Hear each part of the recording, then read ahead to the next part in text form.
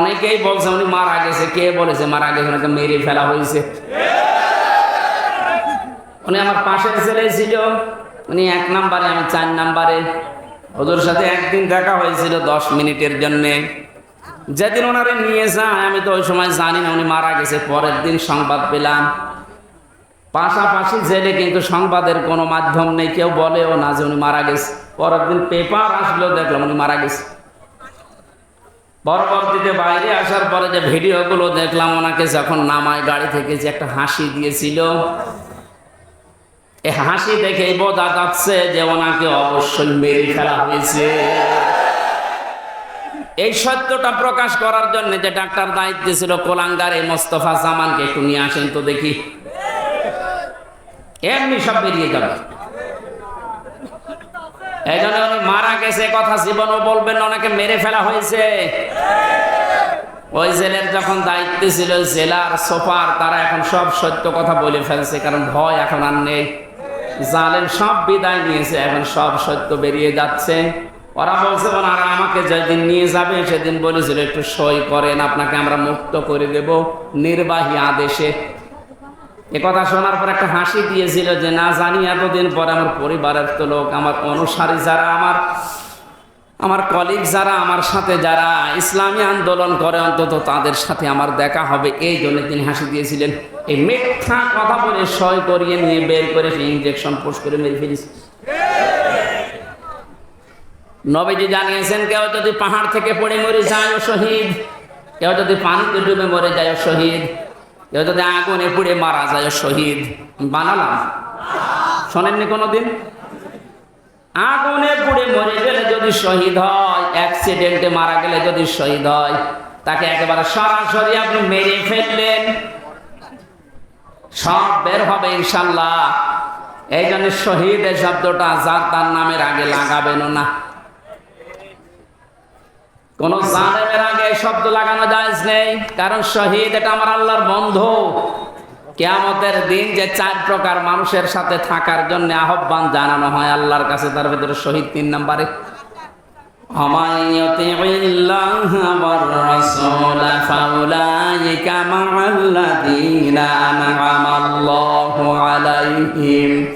মিনান নাবিয়িনা ওয়াস-সিদ্দীকিনা ওয়াশ-শুহাদা'i ওয়াস-সালিহিন। আল্লাহ রাব্বুল আলামিনের জন্য সকল মানুষের মুখের উপরে নোটিশ দিয়েছেন, এই কথা কখনো বলবি না যে সাইদি মারা গেছে, না সে শহীদ হয়েছে। আবু সাইদ মারা গেছে কথা কখনো বলবে না, কারণ সে জালেমের জুলুমের সামনে জীবন দিয়েছে। এতটুকু আল্লাহ শেষ করেননি, মানুষ যেহেতু মুখ দিয়ে বলতে পারে, এই জন্য মুখের উপরে নোটিশ দেওয়ার পরে আল্লাহ অন্তরের উপরে নোটিশ দিয়েছে। কারণ মানুষ ধারণা করে কি দিয়ে, কথা বলেন না কেন?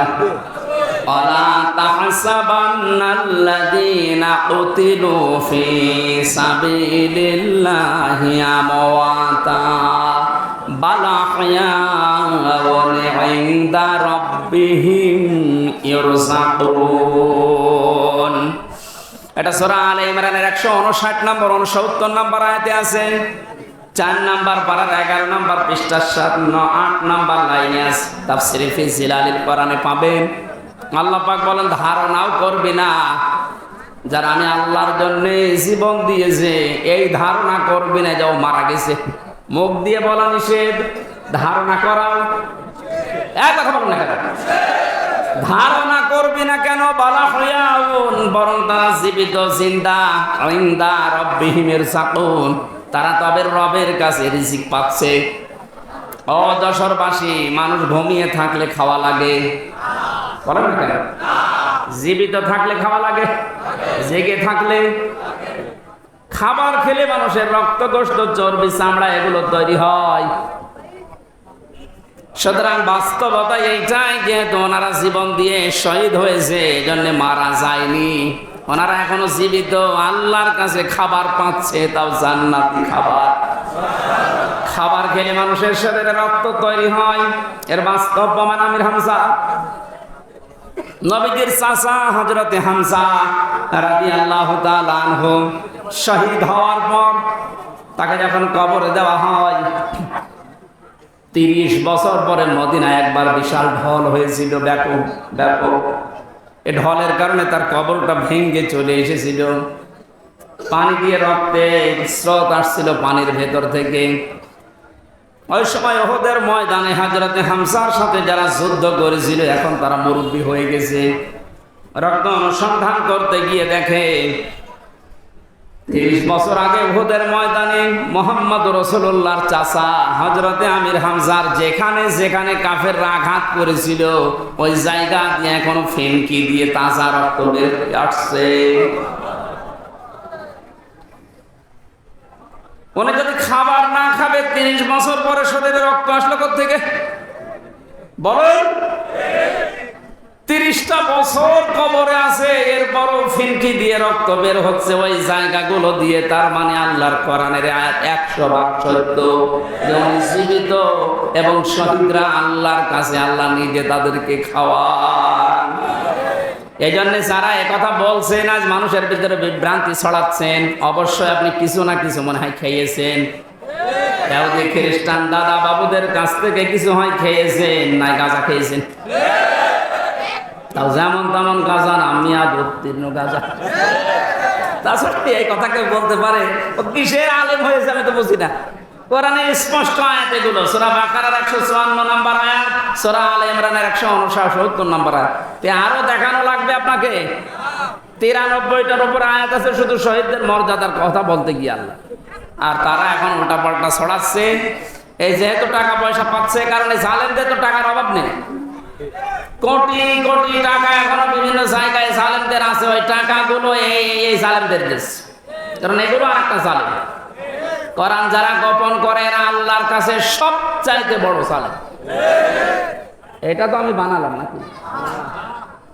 ওমান আযলামু মিম্মান কাতামা শাহাদাতান ইনদাহু মিনাল্লাহ ওয়ামাল্লাহু বিগাফিলিন আম্মা তা'মালুন। সূরা বাকারা প্রথম নাম্বার পারা 20 নাম্বার পৃষ্ঠা 13 নাম্বার লাইনের 140 নাম্বার আয়াতের প্রথম অংশে আছে।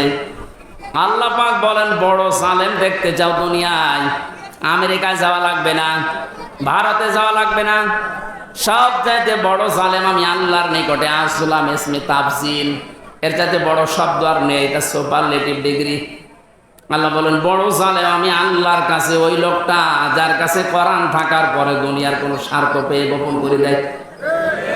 এটা বাংলাদেশে নেই। এখানে কিতাব প্রচার করা লাগবে আমাদের। কি প্রচার?